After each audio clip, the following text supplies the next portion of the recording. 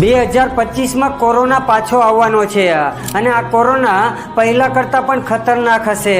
આ વાત હું નથી કરી રહ્યો, પણ આ વાત ભવિષ્ય મલ્લિકાની આ પુસ્તક કરી રહી છે। અને 2025માં ત્રીજું વિશ્વ યુદ્ધ પણ થવાનું છે। અને જે આ ગ્રંથ છે એ કોઈ સાધારણ ગ્રંથ નથી। આ ભગવાન જગન્નાથ અને ચૈતન્ય પ્રભુ દ્વારા લખાણ કરવામાં આવ્યું છે। અને એટલા જ માટે આ ગ્રંથોમાં લખેલી તમામ વાતો પથ્થરની લકીર સાબિત થઈ રહી છે।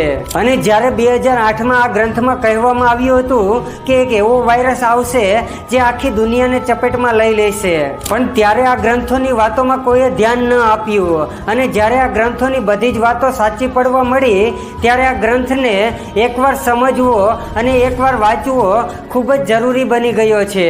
અને તમને શું લાગી રહ્યું છે કે આ ભવિષ્યવાણી સાચી પડશે કે નહીં, એ અમને કમેન્ટ કરીને જણાવો। જય જગન્નાથ।